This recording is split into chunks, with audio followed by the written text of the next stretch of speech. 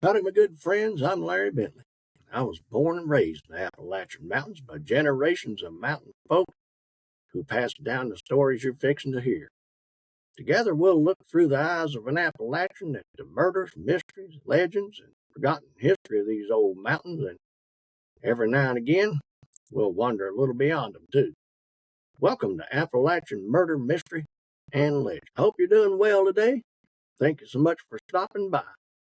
Now, the last time we talked, we stepped into the tobacco country of western Kentucky, where farmers are fighting to keep their heads above water, and a new kind of fear was starting to move through the night.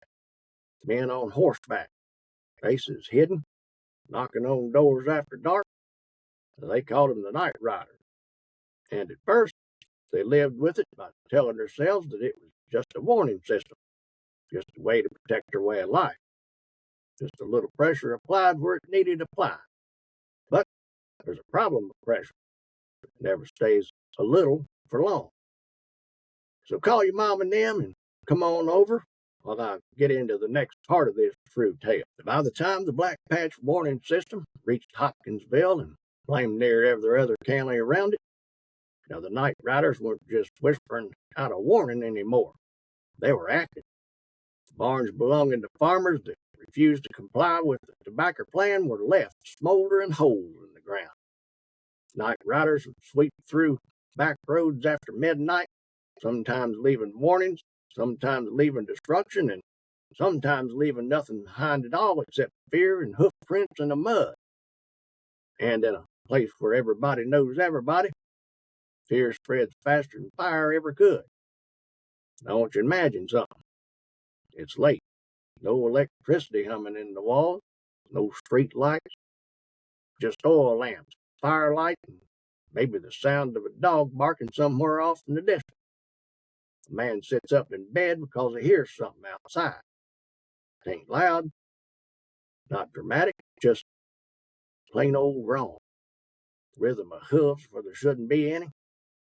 Sometimes you hear leather creak before you ever hear a voice.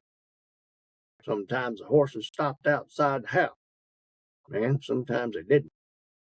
And he knows, before he even gets out of bed, that somebody's come a calling.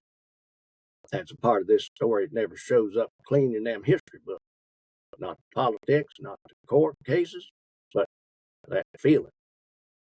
That minute when the whole family goes quiet in the same room because everybody in the house done heard it too. In Hopkinsville and across Christian County, reports started stacking up. Masked men stepping up on farmers along the road, warnings delivered at gunpoint, warehouses going up in flames in the middle of the night, men being told in plain English that if they sold tobacco outside the association, there's going to be a heap of consequences. And the word consequences doesn't stop meaning fines or lawsuits. It meant something else altogether. It had teeth and it bit like a rattlesnake. Now, law enforcement wasn't blind to it. They knew something organized was moving through the countryside into the cover of dark. But here's the problem. You can't just up and arrest a shadow. And most of the men doing it didn't wear anything that made them easy to identify. So investigations turned into rumors, and rumors turned into accusations. And accusations, well, they turned into neighbors against one another. And that's when the Black Patch stopped being just a labor conflict and started turning into something a whole heap more dangerous. A whole community of folks divided against itself. There was a case that really shook folks during that time. One of them incidents that started out as a rumor and ended up in newspapers all over Kentucky. A man tied to the tobacco trade had been dragged off in the middle of the night. Not just threatened, he was pounced on and removed, and later found floating dead in the river. I reckon maybe they thought that the river was a good place to hide their deeds since it worked so well the first time. While in reality, they probably counted on Old Man River to wash away any evidence that might be left on the body. The official story talked about masked riders, but the deeper investigators went, the more complicated it got. Because now there were whispers that some of the riders weren't outsiders at all. They were local men with families, men that sat in the church pews on Sunday, men who left that church and might have spent the week riding out under the cover of darkness. Heck, for all we know today, there might have been even a lawman or two among them. It's happened that way many times before.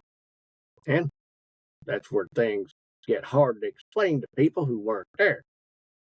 Because in a place like Western Kentucky, at the time, loyalty wasn't a simple thing. It wasn't law versus outlaw, or neighbor versus neighbor, or family versus family, even.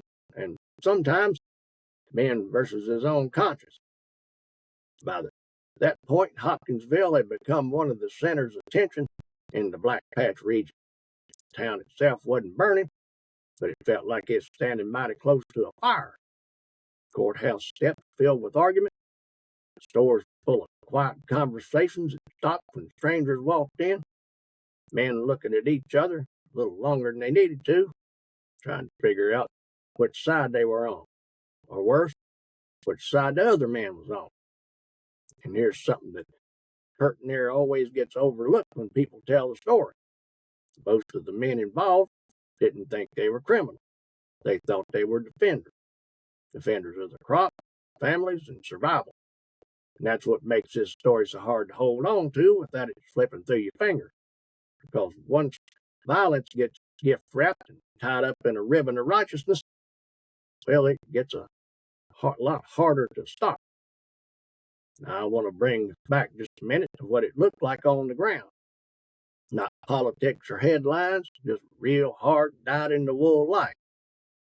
A farmer walking his fields, wondering if the night was the night that somebody come riding up, whipping, burning, or taking him off to be the next one floating in old river. The family sitting in silence when a wagon passes by a little too slow down the road. Barn owner checking his locks twice before bed, and by golly, getting up in the middle of the night, checking it a third time. That kind of life wears a man down in a way that don't show up in our history books. But it sure enough shows up in everything else. And while the night riders got bolder in places, something else was happening too. There was opposition for them. Not just from law enforcement, but from farmers who were tired of living scared.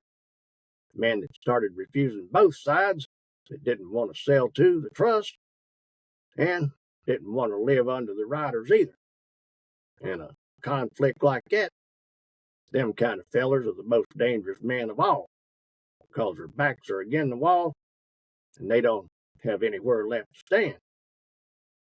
Now, next time we're going to step smack in the middle of the breaking point, because what comes next is where the Black Patch stops being a slow burn. It starts becoming a full-blown 5-alarm blaze that the state can no longer ignore. They're looking at trials, raids, retaliation, and the minute the night riders stopped being a rumor and turned into something so sharp that newspapers couldn't take the edge off. So until then, keep your lantern lit, your ears open, because in the Black Patch country, night wasn't quiet anymore, and it was waiting for you. I hope you got something out of our story today. If you did, please rate and review the podcast, or if you're watching on YouTube, Spotify, or Rumble, throw us a like, and don't forget to subscribe or follow wherever you watch or listen.